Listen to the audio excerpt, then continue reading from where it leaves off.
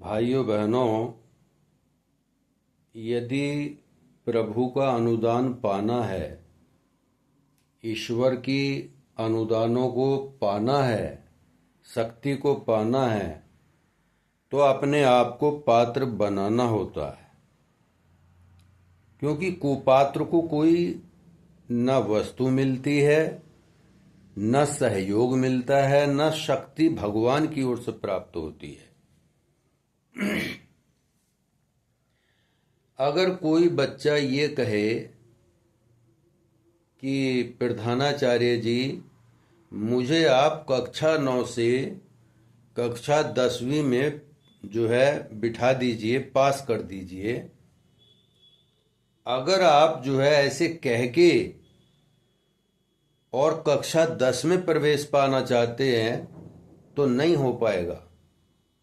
इसके लिए आपको पात्रता का सर्टिफिकेट लेना होगा, देना होगा।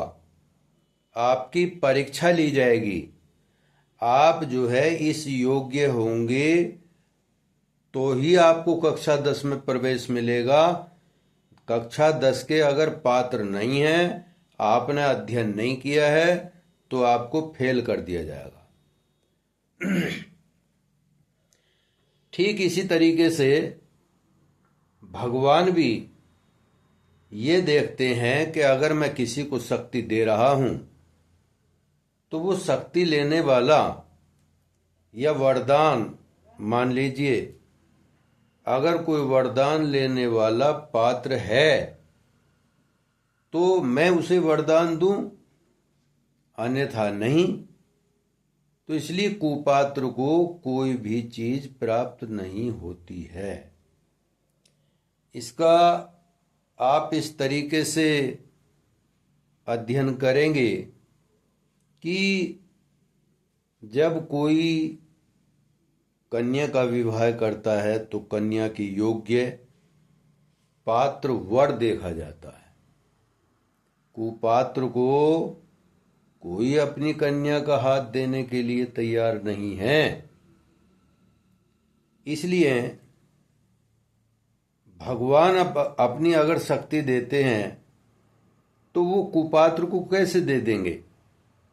अब आप लोगों के मन में प्रश्न उठ रहा होगा कि पात्र कैसे बने, पात्रता का पैमाना क्या है। भाइयों बहनों, ये पात्रता विरासत में नहीं मिलती है। इसके लिए पहले ही बोला गया है महर्षि पिपलाद जी के द्वारा कि तप करना पड़ता है और जप करना पड़ता है, तब जाकर के पात्रता विकसित होती है और आत्मा का विकास होता है। आत्मा के ऊपर से चढ़ी हुई कसाय कलमस धूल जो जन्म जन्मांतरों की है वो हटाई जाती है, तब जाकर के आत्मा का विकास होता है। लोग पूजा करते हैं, बहुत सारे कार्य करते हैं, लेकिन पात्रता का विकास नहीं हो पाता। पात्रता का विकास करने के लिए आपको कठोर तप और जप की ओर चले जाने के लिए महर्षि पिपलाद जी कहते हैं कि ये साधारण शक्ति नहीं है। यूं तो आप लोग अगर इस प्रयास को जारी रखेंगे मार्गदर्शन के माध्यम से तो आपको अवश्य ही शक्ति प्राप्त होगी, यह निश्चित प्राप्त होगी। कोई लोग ये सोच लेते हैं कि हमारे पिताजी बहुत बड़े विद्वान हैं और बहुत बड़ी योग्यता प्राप्त किए हुए हैं, तो ये विरासत में पात्रता नहीं मिलती है। ये गलत फहमियां हैं और इसमें एक अंधी श्रद्धा प्रारंभ हो जाती है। आप लोग ऐसे समझिए, अगर कोई पायलट है और हवाई जहाज उड़ाता है तो अगर पायलट के बच्चे ये कहने लगे हमारे पिताजी पायलट के पात्र थे, तो उनके बच्चे पायलट नहीं कहलाए जाएंगे। इसके लिए बहुत प्रयास, कठिन तपस्या करनी पड़ती है। तो भगवान अपनी शक्ति देने से पहले पात्र को ढूंढते हैं और पात्र को ढूंढ करके अपने अनुदान देते हैं। जैसे कोई महान तपस्वी होते हैं, गुरु, अगर गुरु तपस्वी हैं तो वो ये देखते हैं कि वो पात्र है या नहीं शिष्य। समर्थ गुरु रामदास ने शिवाजी की परीक्षा ली। कैसे? एकदम उन्होंने शोर मचाया, अरे मेरे पेट में दर्द मार रहा है, मैं मरा। अगर ये दर्द जो है समाप्त नहीं हुआ तो मेरी मृत्यु हो जाएगी। भाइयों बहनों, शिवाजी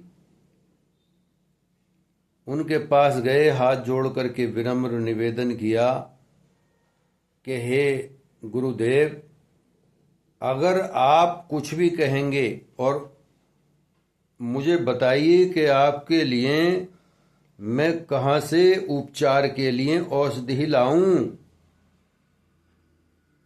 तो समर्थ गुरु रामदास जी कहने लगे कि मुझे शेरनी का दूध चाहिए।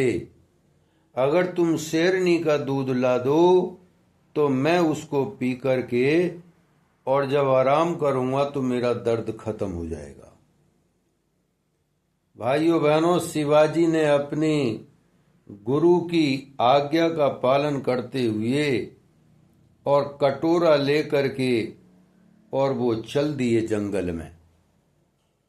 जंगल में चल दिए तो जंगलों में जाकर के देखा तो एक शेरनी अपने बच्चे को दूध पिला रही थी।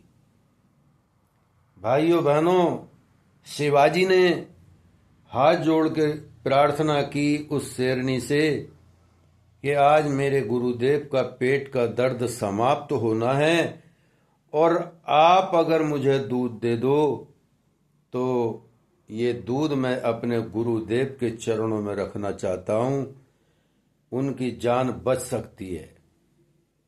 और भावुक होकर के जब उन्होंने ये प्रार्थना की सामने बैठकर, तो शेरनी उनकी आत्मशक्ति के द्वारा, उनकी भावनाओं के द्वारा इतनी प्रभावित हुई कि वो पीछे को ऐसे ही लेट गई और आंखें बंद करके वे लेटी रही। और शिवाजी जो थे उन्होंने उसके थनों से दूध निकाल लिया और कटोरा भर लिया और ले करके चल दिए।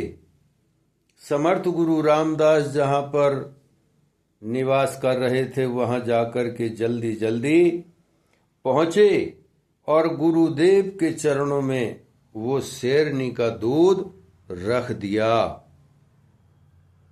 भाइयों बहनों, शेरनी का दूध जब समर्थ गुरु रामदास जी ने देखा तो देख करके बड़े प्रसन्न हुए।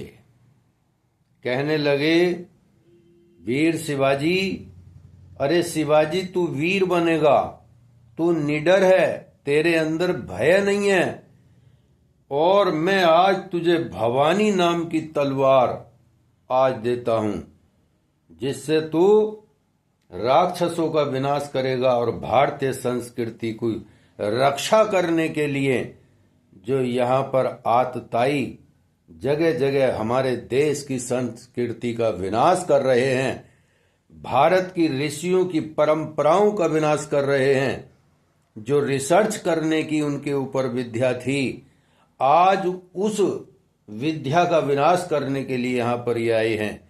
लो मैं तुम्हें भवानी, माँ भवानी की तलवार देता हूं और इस तलवार को तुम धारण करो और यहाँ पर जो है भारतीय संस्कृति की रक्षा करने के लिए मैं आपको जो है अपने अनुदान वरदान देता हूं।